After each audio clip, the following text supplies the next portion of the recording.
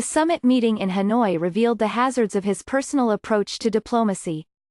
There's no sugarcoating the failure of President Trump's second summit meeting with the North Korean leader, Kim Jong-un. Despite the build-up, Mr. Trump's fawning over the love notes they exchanged, the beautiful relationship they share and the predictions of great success, the joint agreement signing ceremony the White House had listed was cancelled, and the scheduled news conference with Mr. Kim went forward as a solo act by Mr. Trump. Sometimes you have to walk, he told reporters in Hanoi as 2 days of talks designed to put curbs on North Korea's nuclear program came to an end. It was a restrained, sensible reaction from a president who seemed to be in a headlong rush for any deal that would give him at least the appearance of a foreign policy victory. Maybe he learned something since the first meeting last June, when he declared the North was no longer a nuclear threat, only to learn that it still was. The outcome in Hanoi demonstrated the hazards of the personal diplomacy with authoritarian leaders that has become Mr. Trump's stock in trade.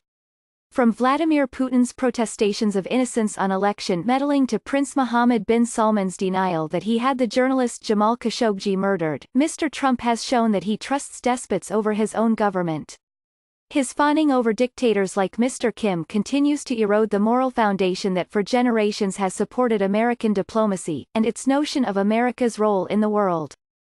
This time he said Mr. Kim denied having known about the condition of Otto Warmbier, the American college student who died of brain damage after he was released from a North Korean prison in 2017, and I will take him at his word.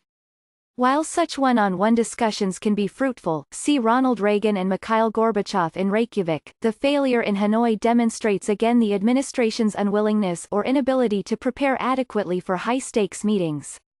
What made the meeting collapse isn't yet certain.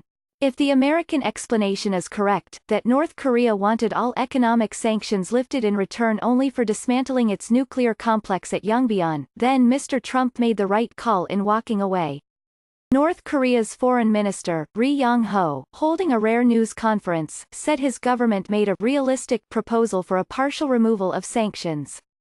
But when the Americans insisted that we should take one more step beyond the dismantlement of nuclear facilities at Yongbyon, he said, it became clear the United States was not ready to accept our proposal. Yongbyon, which is used for making nuclear fuel and many other activities, is central to the country's nuclear program, which includes 10 to 20 assembled warheads, fissile material for as many as 60 warheads and the missiles to deliver them. In a September 2018 declaration with South Korea, Mr. Kim said he is willing to permanently dismantle the complex if the United States takes unspecified corresponding measures. In advance of the summit talks, there were reports that the administration might agree to more economic interaction between North Korea and South Korea, a declaration acknowledging the end of Korean War hostilities, expansion of people-to-people exchanges and liaison offices in each other's capitals. But Mr. Trump has invested a lot in tightening sanctions on North Korea, his biggest leverage, and beyond Mr. Kim's agreement to dismantling Yongbyon, Americans would want a full declaration of his country's mostly hidden nuclear facilities, materials and weapons, dismantling of his nuclear stockpile and other nuclear facilities scattered around the country, and a verifiable halt of the production of ballistic missiles.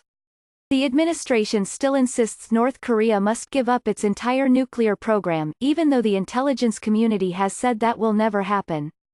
Even if complete denuclearization is elusive, persuading North Korea to sharply limit its program is vital for Asian stability. But that is best achieved through a step-by-step process by which both sides agree to take corresponding actions. So what happens now? It was a good sign that the president discussed the outcome in calm and measured tones. Secretary of State Mike Pompeo, who leads the negotiating effort, spoke of making real progress without defining it, and expressed hope that the two sides will get back together in the days and weeks ahead and continue to work out what's a very complex problem. That suggests a willingness on the American side, at least, to continue working level negotiations, which are the only way to achieve an agreement on complex issues. For that to have a chance, North Korea must concur and continue its 400-plus-day self-imposed moratorium on nuclear and ballistic missile testing. Mr. Trump said Mr. Kim planned to do that. Even if he does, the situation is far from stable, since the North continues to produce nuclear fuel and missiles. No matter how chummy Mr. Trump and Mr. Kim may still be now, the window for diplomacy won't remain open forever.